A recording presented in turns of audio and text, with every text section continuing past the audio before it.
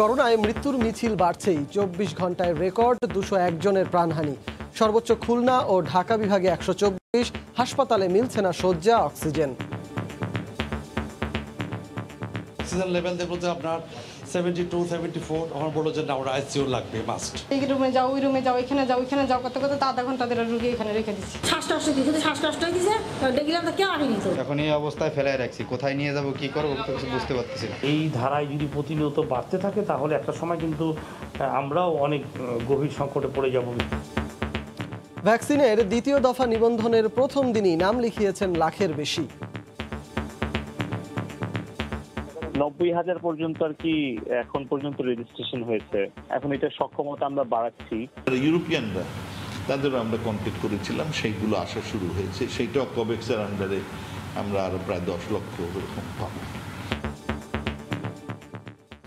দেখছিলেন প্রধান শিরোনাম। রাত 11টার সময় সঙ্গে আছি আমি সজল মিত্র রিচার্ড। এবার অন্যান্য শীর্ষ সংবাদ।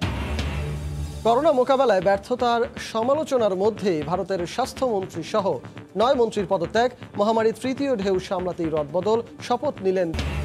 ইভ্যালির বিরুদ্ধে গ্রাহকের 300 কোটি টাকার বেশি আত্মসাতের শঙ্কা, ব্যবস্থা নিতে চিঠি।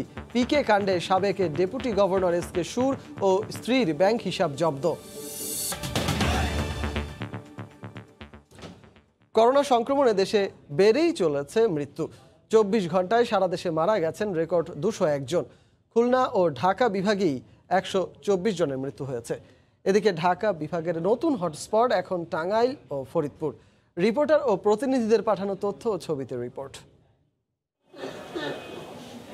করোনা ভয়ঙ্কর রূপ নিয়েছে। রোগীর চাপে বেসামাল হাসপাতাল কর্তৃপক্ষ। শয্যা সংকটে ব্যাহত হচ্ছে চিকিৎসা সেবা, আছে অক্সিজেন সংকটও। অনেক হাসপাতালের বাইরে রোগীদের দীর্ঘ লাইন এখন। 24 ঘন্টায় সর্বোচ্চ মারা গেছে খুলনা বিভাগে 66 জন। এছাড়া চট্টগ্রাম বিভাগে 21 জন, রাজশাহী বিভাগে 18 জন, রংপুর বিভাগে 14 জন, ময়মনসিংহ বিভাগে 8 জন, বরিশাল বিভাগে 7 জন ও সিলেট বিভাগে 9 জন মারা গেছেন। খুলনা বিভাগে 66 ও জেলায় 12 জন মারা গেছেন। 24 ঘন্টায় 1695টি নমুনা পরীক্ষায় 585 জন শনাক্ত হয়েছেন। হার 34.5%। আমার রোগী নিয়ে এসেছি 8টা সকাল, এখন পর্যন্ত কোনো ভর্তির কোনো ফয়সালা দেয় না, ভর্তি নেবেই না, তারা ডিক্লেয়ার দিয়ে দিচ্ছে। এখন এই অবস্থায় ফেলায় রাখছি, কোথায় নিয়ে যাব কি করবো কিছু বুঝতে পারতেছি না। অক্সিজেন যেটা দরকার সেটা অপ্রতুল, আর আমরা ম্যাক্সিমামই বাইরে থেকে আনতেছি। জুনের তুলনায় জুলাইয়ে করোনার দাপট আরো ভয়াবহ। দক্ষিণ পশ্চিমাঞ্চলে পরিস্থিতি নাজুক। জেলা হিসেবে সর্বোচ্চ মৃত্যু যশোরে 12 জন, কুষ্টিয়ায় মারা গেছেন 10 জন। রাজশাহী বিভাগে করোনায় 18 জন মারা গেছেন। 24 ঘন্টায় শনাক্তের হার প্রায় 17%। করোনার নতুন হটস্পট বরিশাল ও ময়মনসিংহ। বরিশালে মারা গেছেন 5 জন আর ময়মনসিংহে 4 জন। ময়মনসিংহে এরই মধ্যে দেখা দিয়েছে আইসিইউ সংকট। বারিন্দাতে আর মেঝেতে বিভিন্ন জায়গায় হাসপাতালের রোগী অনেক। আমার মা আপনার করোনা ধরেন যেন আপনার অনেক ক্রিটিক্যাল অবস্থায় আছে, বাট আমরা আইসিইউতে বেড পাচ্ছি না। ঢাকা বিভাগের নতুন হটস্পট টাঙ্গাইল ও ফরিদপুর। করোনায় ফরিদপুরে 7 জন ও টাঙ্গাইলে 6 জন মারা গেছেন। টাঙ্গাইলে শনাক্তের হার 51% আর ফরিদপুরে 46%। এছাড়া 24 ঘন্টায় ঝিনাইদহে 8 জন, সিলেটে 6 জন, শেরপুর ও জামালপুরে 1 জন করে এবং ঠাকুরগাঁওয়ে 4 জন মারা গেছেন। আহসানুল করিম, সময় সংবাদ। আইসিইউ তো দূরের কথা, রাজধানীর কোভিড হাসপাতালে একটি শয্যা পাওয়াই এখন দুরূহ হয়ে উঠেছে। হাসপাতালে চাপ বাড়ায় রোগীর অবস্থা খুব বেশি খারাপ না হলে মিলছে না ভর্তির অনুমতিও। আর সরকারি কোনো হাসপাতালে আইসিইউ না থাকায় সবাই ভিড় করছেন ডিএনসিসি হাসপাতালে। সংক্রমণের হারের সঙ্গে যেন পাল্লা দিয়ে বাড়ছে দুর্ভোগ, বাড়ছে এক হাসপাতাল থেকে অন্য হাসপাতালে ছোটাছুটি। রাজধানীর কুর্মিটোলা জেনারেল হাসপাতালে নির্ধারিত 300 বেড শেষ হয়েছে কবেই। রোগীর সংখ্যা এখন 400-রও বেশি। তবু প্রতিদিনই 50 জনের বেশি রোগী বাড়ি পাঠিয়েও ঠাঁই মিলছে না হালকা শ্বাসকষ্ট নিয়ে আসা রোগীদের। আমরা বলছিলাম যে আমাদের অনেক সমস্যা, ঠিক আছে আমাদের রোগীটা ভর্তি করেন, এখানে ভর্তি করলো না। আবার যাদের অবস্থা বেশি খারাপ অর্থাৎ আইসিইউ দরকার, তাদের বাধ্য হয়েই ফিরিয়ে দিতে হচ্ছে অন্য হাসপাতালে। সাধারণ বেড আছে কিন্তু অক্সিজেন লেভেল দেখবো যে আপনার 72, 74, আমার বললো যে না ওরা আইসিইউ লাগবে মাস্ট। ভর্তি নিবে না, আমরা এখন প্রাইভেট হাসপাতালের দিকে যাব দেখি ভাবতেছি। আর আইসিইউ ও এইচডিইউ খালি থাকায় গুরুতর সব রোগী যেন ভিড় করেছে ডিএনসিসি কোভিড হাসপাতালে। তাই এই হাসপাতালে তৈরি হয়েছে দীর্ঘ সারি। দৌড়াদৌড়ি করতেছি, বলতেছি যে আইসিইউ রুমের খালি নেই বলে, এই জন্য বলে এই রুমে যাও, ওই রুমে যাও, এখানে যাও, ওইখানে যাও, কত কত আধা ঘন্টা ধরে রুগী এখানে রেখে দিচ্ছি। এখনো হাতে গোনা কয়েকটি আইসিইউ খালি থাকলেও এমন অবস্থা চলতে থাকলে এই সক্ষমতা ফুরিয়ে যাবার শঙ্কা হাসপাতাল পরিচালকের। এই ধারায় যদি প্রতিনিয়ত বাড়তে থাকে তাহলে একটা সময় কিন্তু আমরাও অনেক গভীর সংকটে পড়ে যাব, বিশেষ করে সিরিয়াস পেশেন্ট হ্যান্ডেলের জন্য। আর অধিদপ্তর বলছে রোগী না কমলে হাসপাতালের হাহাকারও কমবে না। অক্সিজেন স্যাচুরেশন যদি বেশি সময় ধরে কম থাকে তাহলে পরে তো ব্রেন ডেথ এমনি হয়ে যায়। তো সেই ক্ষেত্রে তাদেরকে সামাল দেওয়া খুব কঠিন কাজ, তাদেরকে বাঁচানোও কঠিন কাজ। মঙ্গলবার দেশে প্রথমবারের মতো শনাক্ত ছাড়ায় 11,000-এর বেশি। রাশেদ লিমন, সময় সংবাদ, ঢাকা। 2 মাস বন্ধ থাকার পর টিকা নিবন্ধন শুরু হবার প্রথম দিনই নিবন্ধন করেছেন 1 লাখের বেশি মানুষ। আগামী সপ্তাহে সারা দেশে আবারও গণহারে টিকাদান কর্মসূচির পরিকল্পনা করছে স্বাস্থ্য বিভাগ। এদিকে কোভ্যাক্সের আওতায় 25 থেকে 30 দিনের মধ্যে অ্যাস্ট্রাজেনেকার 35 লাখ টিকা পেতে যাচ্ছে বাংলাদেশ। সিনোফার্ম, মডার্না আর ফাইজার মিলে সরকারের হাতে মজুদ এখন 57 লাখের মতো টিকা। সম্ভাবনা আছে আগামী মাসেও আরও টিকা আসার। আর এর উপর ভর করেই 2 মাস পর আবারও খুলল সুরক্ষা অ্যাপ ও ওয়েবসাইটে নিবন্ধনের সুযোগ। বুধবার প্রথম দিনেই নিবন্ধন করেছেন প্রায় 1 লাখের বেশি নাগরিক। 90,000 এখন পর্যন্ত রেজিস্ট্রেশন হয়েছে। এট এ টাইম যখন হাজার হাজার মানুষ একই সাথে চেষ্টা করছে তখন সাময়িকভাবে কিছুটা সমস্যা ছিল, কিন্তু এখন আমরা এটা ক্লাউডে যেহেতু নিয়ে গিয়েছি, এখন এটা সক্ষমতা আমরা বাড়াচ্ছি যাতে করে সমস্যাটা কম হয়। এর মাঝেই কোভ্যাক্সের আওতায় চলতি মাসের শেষ সপ্তাহে কিংবা আগস্টের শুরুতে অক্সফোর্ড অ্যাস্ট্রাজেনেকার 35 লাখ টিকা বাংলাদেশ পেতে যাচ্ছে বলে জানান পররাষ্ট্রমন্ত্রী। এক্সাক্ট পরিমাণ বলে নাই, বাট যে কোনো দিন এই সপ্তাহে হয়তো আগামী সপ্তাহে ওনারা একটা বড় অঙ্কের ভ্যাকসিন আন্ডার কোভ্যাক্স দেবেন। আশা করি যে 2.5 মিলিয়নের নিচে না, এরকম আশা করি। তাছাড়া ইউরোপিয়ানরা তাদেরও আমরা কন্ট্যাক্ট করেছিলাম, সেইগুলো আসা শুরু হয়েছে। সেইটাও কোভ্যাক্সের আন্ডারে আমরা আরও প্রায় 10 লক্ষ এরকম পাবো। এদিকে আগামী সপ্তাহেই সারা দেশে গণহারে টিকার প্রয়োগ শুরু করতে চায় স্বাস্থ্য বিভাগ। আমরা খুব তাড়াতাড়ি দিব, ইন্টারনাল কাজগুলো এখন সমাধান হচ্ছে, আশা করি 2-4 দিনের মধ্যেই শুরু করতে পারবে। এখন আমরা প্রস্তুতি নিচ্ছি আর কি, বিভিন্ন জায়গায় টিকা পাঠানোর বিষয়টি আর অন্যান্য কাজকর্ম যেগুলো বিষয় থাকে, লিস্টিং করা, নিবন্ধন করা, এই কাজগুলো চলছে। দেশে এখন পর্যন্ত 1 কোটির বেশি ডোজ করোনার টিকা প্রয়োগ করা হয়েছে। শাতিলা শারমিন, সময় সংবাদ, ঢাকা। রাত 11টার সময় আরও থাকছে। এলাকার উন্নয়ন প্রকল্পে এখন থেকে হস্তক্ষেপ করবে সিটি কর্পোরেশন। হুঁশিয়ারি ঢাকা উত্তর ও গাজীপুরের মেয়রের। দুর্ভোগের জন্য দায়ী করলেন বিআরটি কর্মকর্তাদের। গ্রাহক ও ব্যবসায়ীদের কাছ থেকে নেয়া 338 কোটি টাকা আত্মসাতের শঙ্কায় ই-কমার্স প্রতিষ্ঠান ইভেলির বিরুদ্ধে ব্যবস্থা নিতে যাচ্ছে সরকার। বাণিজ্য মন্ত্রণালয় এরই মধ্যে স্বরাষ্ট্র মন্ত্রণালয় ও দুর্নীতি দমন কমিশনকে চিঠি দিয়ে এ বিষয়ে পদক্ষেপ নেয়ার সুপারিশ করেছে। দেশের সবচেয়ে বড় ই-কমার্স প্রতিষ্ঠান ইভেলির লোভনীয় অফারে হুমড়ি খেয়ে পড়েছেন লাখ লাখ ক্রেতা। তবে প্রতিষ্ঠানটির 2.5 বছরে নানা কর্মকাণ্ডে প্রশ্ন উঠেছে বারবার। এরই মধ্যে বাংলাদেশ ব্যাংক একটি তদন্ত প্রতিবেদন পাঠিয়েছে বাণিজ্য মন্ত্রণালয়ে। ওই প্রতিবেদনে বলা হয় 14 মার্চ পর্যন্ত ইভেলির মোট সম্পদ ও দায়ের ফারাক অন্তত 6 গুণ।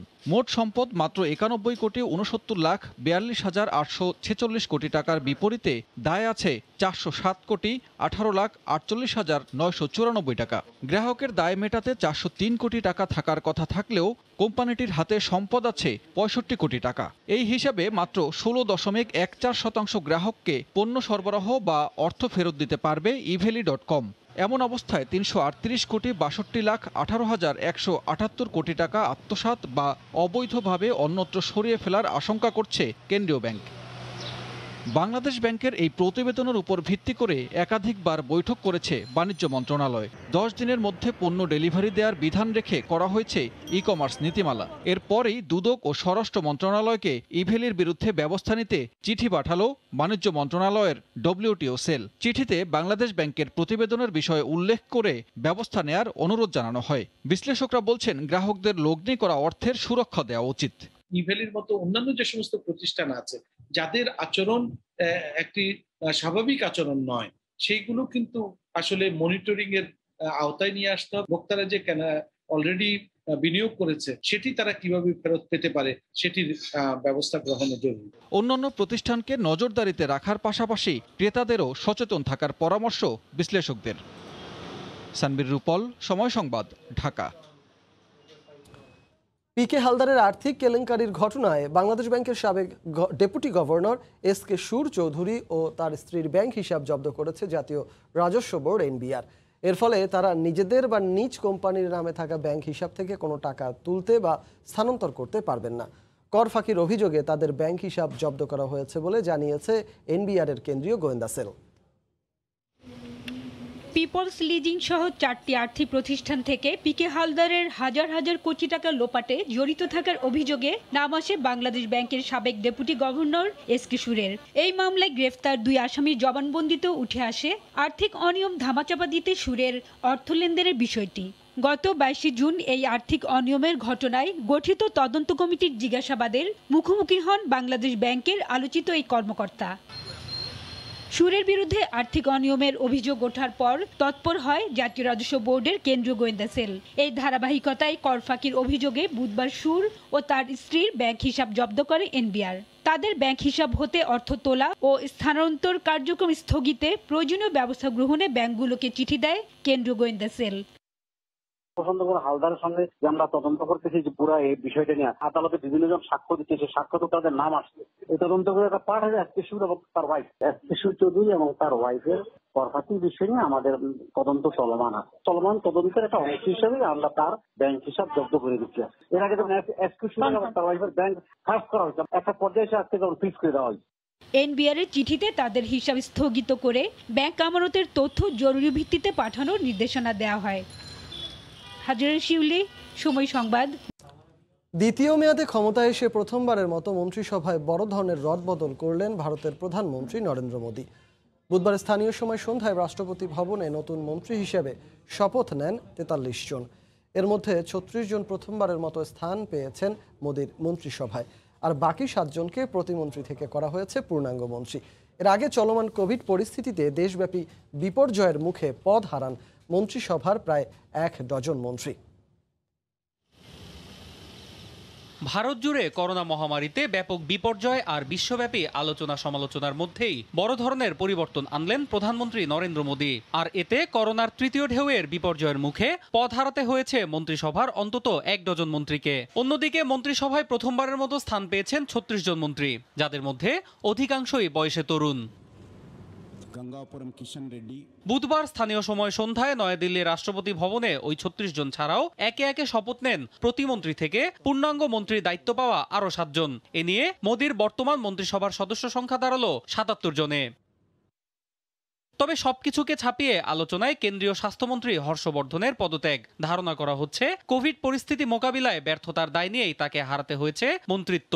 এছাড়াও করোনার ধাক্কায় মন্ত্রিত্ব হারিয়েছেন শ্রমমন্ত্রী সন্তোষ গাঙ্গোয়ার, পরিবেশ মন্ত্রী প্রকাশ জাভেদকর এবং তথ্য প্রযুক্তি ও আইন বিষয়ক মন্ত্রী রবিশঙ্করও। জানিয়ে এরই মধ্যে শুরু হয়েছে ব্যাপক আলোচনা। ভারতে গেল এপ্রিল ও মে মাসে ডেল্টা ভ্যারিয়েন্টের দাপটে চিকিৎসা ব্যবস্থা ভেঙে পড়ে, দেখা দেয় অক্সিজেন সংকট। হাসপাতালে শয্যা ও ভ্যাকসিন সংকট তীব্র আকার ধারণ করে। বিভিন্ন গণমাধ্যম বলছে মূলত করোনার তৃতীয় ঢেউ মোকাবিলায় মোদী সরকার মন্ত্রিসভা ঢেলে সাজাচ্ছেন। এছাড়াও আগামী বছর 5 রাজ্যের বিধানসভা নির্বাচন এবং 2024 সালের লোকসভা নির্বাচন সামনে রেখে মন্ত্রিসভার এই রদবদল বলেও মনে করছেন অনেক। হাসপাতালের সম্মুখ সারির কোভিড যোদ্ধা আয়া ওয়ার্ড বয়দের জন্য সহযোগিতার হাত বাড়িয়ে দিয়েছে সেনাবাহিনীর 46 স্বতন্ত্র পদাতিক ব্রিগেডের সদস্যরা। সকালে রাজধানীর মহাখালীতে শেখ রাসেল গ্যাস্ট্রোলিভার হাসপাতালের ওয়ার্ড বয় আয়াদের খাদ্য ও স্বাস্থ্য সুরক্ষা সামগ্রী দেয়া হয়। এ সময় 46 স্বতন্ত্র পদাতিক ব্রিগেডের commander brigadier general SM Imran Hamid বলেন, সেনাবাহিনী সবসময় ফ্রন্ট লাইনার করোনা যোদ্ধাদের মানবিক সহায়তা দিয়ে আসছে। তিনি বলেন, এ ব্রিগেডের সদস্যদের প্রতিদিনের খাদ্য থেকে বাঁচিয়ে এ সহযোগিতা করা হচ্ছে। দেখছেন রাত 11টার সময়। রিগাল ফার্নিচারে পাচ্ছেন 20% পর্যন্ত নিশ্চিত ছাড়। Regal furniture, furnish your dream. Gazipur থেকে বিমানবন্দর পর্যন্ত বাস্তবায়নাধীন বাস র্যাপিড ট্রানজিট BRT প্রকল্প পরিদর্শনে গিয়ে সংশ্লিষ্টদের গাফিলতি, অব্যবস্থাপনা ও সমন্বয়হীনতা দেখে চরম ক্ষুব্ধ হয়েছেন গাজীপুর এবং ঢাকা উত্তর সিটি কর্পোরেশনের মেয়র। প্রকল্প কর্মকর্তাদের কাণ্ড জ্ঞানহীন কর্মকাণ্ডের কারণেই সাধারণ মানুষের ভোগান্তি চরমে উঠেছে বলে মন্তব্য করেন মেয়র আতিকুল ইসলাম। সাধারণ মানুষের ভোগান্তি নিরসনে এখন থেকে সিটি কর্পোরেশনভুক্ত এলাকায় যে কোনো উন্নয়ন প্রকল্পে হস্তক্ষেপ করার ঘোষণা দেন তিনি। ঢাকা ময়মনসিংহ মহাসড়কের গাজীপুরের শিববাড়ি থেকে বিমানবন্দর পর্যন্ত দেশের প্রথম বাস র্যাপিড ট্রানজিট বিআরটি প্রকল্পের কাজ চলছে কয়েক বছর ধরে। এই বিপুল কর্মযজ্ঞের জন্য সড়কের জায়গায় জায়গায় তৈরি হওয়া গর্ত ও ফেলে রাখা নির্মাণ সামগ্রীর কারণে প্রতিদিনই তৈরি হয় যানজট। তবে গত কয়েকদিনের বৃষ্টিতে যানজট, ছোটখাটো দুর্ঘটনায় এই পথে চলাচলকারীদের ভোগান্তি বেড়েছে বহুগুণ। বুধবার সকালে দুর্ভোগ সরেজমিন দেখতে বিমানবন্দর এলাকায় যান ঢাকা উত্তর সিটি কর্পোরেশনের মেয়র আতিকুল ইসলাম ও গাজীপুর সিটি কর্পোরেশনের মেয়র জাহাঙ্গীর আলম। এ সময় জনদুর্ভোগ লাঘবে সুনির্দিষ্ট পরিকল্পনা জানতে চান বিআরটি প্রকল্পের কর্মকর্তাদের কাছে। তবে কর্মকর্তারা তা জানাতে না পারায় ক্ষুব্ধ হন ডিএনসিসি মেয়র। বাসগুলা কিভাবে টার্ন নেবে ওই ড্রয়িং কোথায়, তারা বললো স্যার ওই ড্রয়িংটা এখনো রেডি হয় নাই। কিন্তু কেন? এখন থেকে আমরা প্রত্যেকটা প্রজেক্টের মধ্যে ইন্টারফেয়ার করব এবং সিটিতে যে কোনো প্রজেক্টে হোক না কেন তারা আমাদেরকে সকল প্ল্যান নিয়ে আমাদের কাছে আসবে, তারপরেই এটার পারমিশন আমরা দেব। এ সময় বিআরটি প্রকল্প নিয়ে কড়া সমালোচনা করেন গাজীপুর সিটি মেয়রও। যে পরিমাণ গাড়ি এবং যে জনগণ আমাদের নগরে আছে সেই হিসাবে এই যে প্রজেক্ট এবং ডিজাইন বাস্তবের সাথে এবং আমাদের যে প্র্যাকটিক্যাল আছে সেটার সাথে আমরা মিল পাচ্ছি না। নকশাও যদি কোনো পরিবর্তন করতে হয় তাহলে যে সেটা যেন করে নেয়, এটি আমাদের পক্ষে অনুরোধ রইল। ঢাকা থেকে গাজীপুর পর্যন্ত 20 কিলোমিটার এলাকা জুড়ে বাসের জন্য আলাদা লেন নির্মাণে বাস র্যাপিড ট্রানজিট বিআরটি প্রকল্পের কাজ শুরু হয় 2012 সালে। শুভ খান, সময়। ৭১-এর গণহত্যার আন্তর্জাতিক স্বীকৃতির দাবিতে সুইজারল্যান্ডের জেনেভায় জাতিসংঘের ইউরোপীয় সদর দপ্তরের সামনে সমাবেশ ও মানববন্ধন করেছে ৭১-এর ঘাতক দালাল নির্মূল কমিটির কেন্দ্রীয় ও সর্ব ইউরোপীয় শাখা।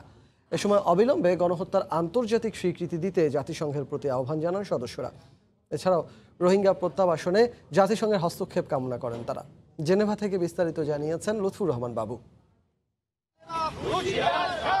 ১৯৭১ সালের ২৫শে মার্চ বাংলাদেশে যে গণহত্যা চালানো হয়েছিল তার আন্তর্জাতিক স্বীকৃতির দাবিতে ও মায়ানমারে গণহত্যার শিকার হওয়া ১১ লক্ষাধিক মানুষ যারা বাংলাদেশে শরণার্থী হিসেবে আশ্রয় গ্রহণ করেছেন তাদেরকে দ্রুত স্বদেশ প্রত্যাবর্তনের জন্য জাতিসংঘ ও আন্তর্জাতিক সম্প্রদায়কে সক্রিয় হওয়ার আহ্বান জানিয়ে সুইজারল্যান্ডের জেনেভায় ইউরোপীয় ইউনিয়ন সদর দপ্তরের সামনে সমাবেশ করেছে ঘাতক দালাল নির্মূল কমিটি। বাংলাদেশের গণহত্যা স্বীকৃতি এবং শরণার্থীদের নিজ দেশে ফিরিয়ে নেওয়ার জন্য রাষ্ট্রসংঘের সক্রিয় অংশগ্রহণ খুবই দরকার। ১৯৭১-এর জেনোসাইডের স্বীকৃতি আদায়ের দাবিতে আমরা একটি মেমোরেন্ডাম হস্তান্তর করতে যাচ্ছি। আন্তর্জাতিকভাবে স্বীকৃতি এবং তার বিচারের দাবিতে আমরা এখানে সমবেত হয়েছি। এতে অংশগ্রহণকারী নেতৃবৃন্দ বলেন ২৫শে মার্চ গণহত্যাকে দ্রুত আন্তর্জাতিক গণহত্যার স্বীকৃতি দিতে হবে। আন্তর্জাতিক স্বীকৃতি এখন পর্যন্ত আমরা পাইনি। আমরা আন্তর্জাতিক স্বীকৃতি আদায়ের জন্য জেনেভা মিশনের সামনে আজকে সবাই ঐক্যবদ্ধ হয়েছি। আশা করি আমাদের গণহত্যা জাতিসংঘ আন্তর্জাতিক গণহত্যা হিসাবে গণ্য করবে। জেনেভা কনভেনশনের প্রতি উদারত আহ্বান ২৫শে মার্চ গণহত্যা দিবসকে আন্তর্জাতিক স্বীকৃতি দেওয়ার জন্য। পাশাপাশি রোহিঙ্গা শরণার্থীদের দ্রুত স্বদেশ প্রত্যাবর্তনের জন্য আন্তর্জাতিক সম্প্রদায়ের প্রতিও তারা আহ্বান জানান। সুইজারল্যান্ড জেনেভার ইউরোপীয়